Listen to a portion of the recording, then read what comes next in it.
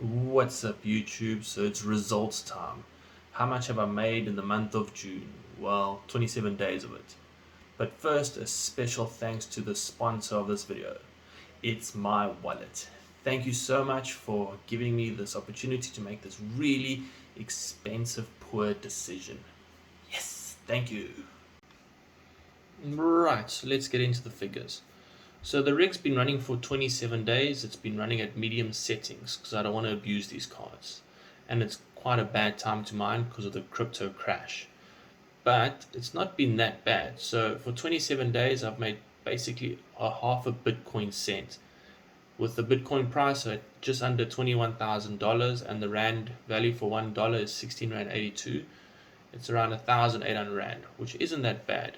Also, the Rand has weakened against the dollar. Previously, when I made my last video, it was 15 Rand 80, so a Rand difference per dollar. So for every $100, I make an extra 100 Rand, which is pretty nice. Next, let's look at the electrical costs and usage.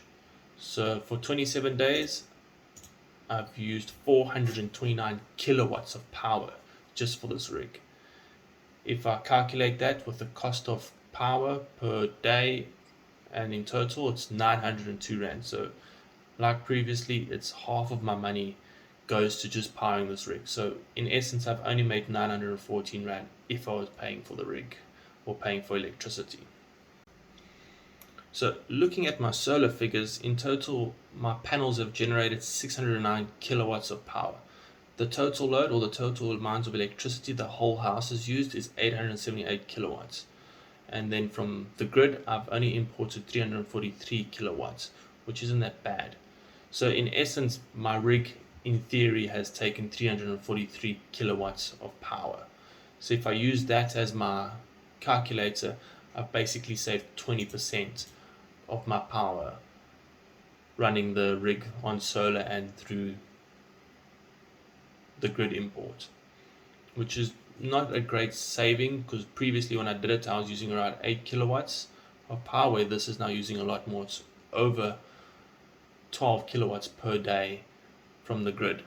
But that's not really that accurate because it is winter, it's colder here in South Africa, so in essence I'm using more power also, which you can see here. Basically half of the total load was only the rig, the rest is also the house. So in theory, the grid import, I would say, is not actually 343. I would say the rig basically would be half. So I'd say 170 kilowatts was what the rig would have used if I wasn't using more power during now in winter. So in essence, I'm still saving quite a bit of money using the solar and mining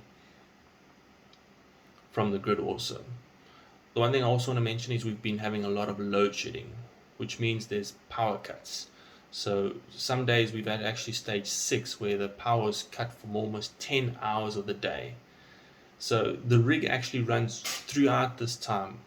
I haven't had to actually switch off the rig once. There was only one occasion where I just stopped it for an hour because the weather was cloudy and there wasn't enough sun to power the rig itself. So there wasn't enough PV being generated. But that was basically for 1 hour. I do want to mention also is that I had issues with my mining rig earlier in the month. So on the 26th of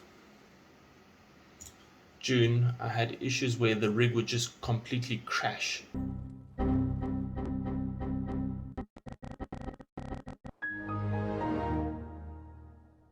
And I'd have to restart it and then start up the mining application.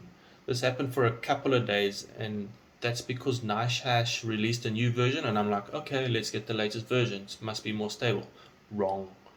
It wasn't stable. It kept crashing. So if you have NiceHash and it's crashing often for you, I've released a video on how to downgrade it because the version I'm on right now is the most stable. It hasn't crashed since. It's been running since the 27th of June with not one crash.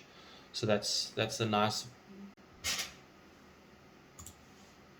So overall, how long do I still have left to recover my costs? So the way I'm going with power usage at the moment, if I say 170 kilowatts per month, I say I've got about a year and a half left of mining to get my costs back. But that all depends. Ethereum's going to have a merge very soon, so I'm not sure what's the rates going to be like, but I'll be posting a video tomorrow on how these rates have changed, because it's actually, there's been quite a difference since the crypto crash, and then there's a lot of people selling their GPUs, so a lot of miners are pulling out. For me, I'm still in it to win it, so let's see what happens.